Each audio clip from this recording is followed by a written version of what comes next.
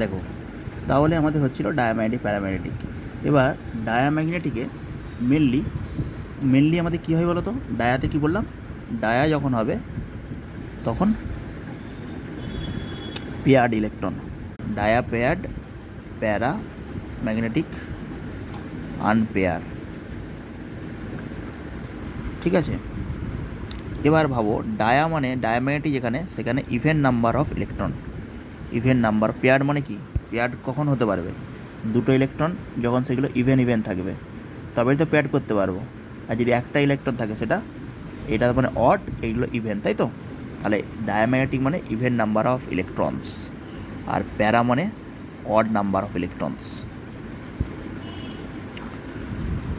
আচ্ছা, সব diamagnetic paired electron দিবে, কিন্তু ইভেন নাম্বার অফ, মনে করো ডায়াম্যাগনেটিক সবাই ইভেন দিচ্ছে আর প্যারা সবাই অড দিচ্ছে, ঠিক আছে?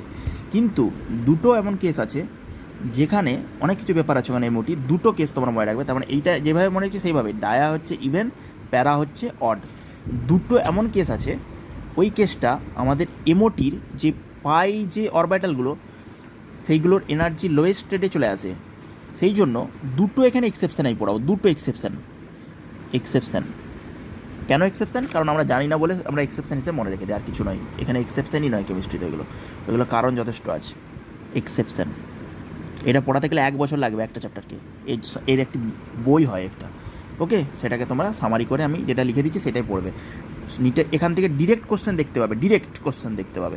Diamagnetic paired, paramagnetic unpaired. তার ডায়াতে ইভেন নাম্বার অফ ইলেকট্রন, প্যারাতে অড নাম্বার ইলেকট্রন। এক্সেপশন হচ্ছে 10 ইলেকট্রনস, 16 ইলেকট্রনস। এক্সেপশন হচ্ছে আমার 10টা ইলেকট্রন, 16টা ইলেকট্রন। এই দুটো আমাদের এক্সেপশন। এই দুটো আমাদের 10 আর 16 কি?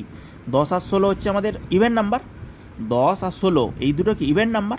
তাহলে ইভেন নাম্বার হলেও এরা 10 আর 16 প্যারাম্যাগনেটিক হয়। ইভেন নাম্বার হলেও এরা কী দিবে বলো? এরা প্যারা দিবে। 10 আর 16 প্যারা ম্যাগনেটিক দেবে। প্যারাম্যাগনেটিক মানে স্যার কী বলতে চাইছেন?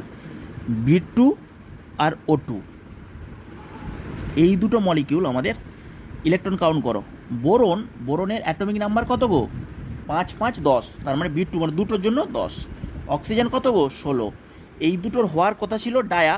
10, 16 ইভেন নাম্বার, ইভেন মানে ডায়া, কিন্তু হবে প্যারা। এইটুকু মনে রাখতে বলছি। এই দুটি শুধু ব্যতিক্রম, প্যারা, বাকি সব ডায়া। যেমন N2 7, 7, 14 মানে ডায়া। 7, 7, 14 মানে অ্যাটমিক নাম্বার N2 14।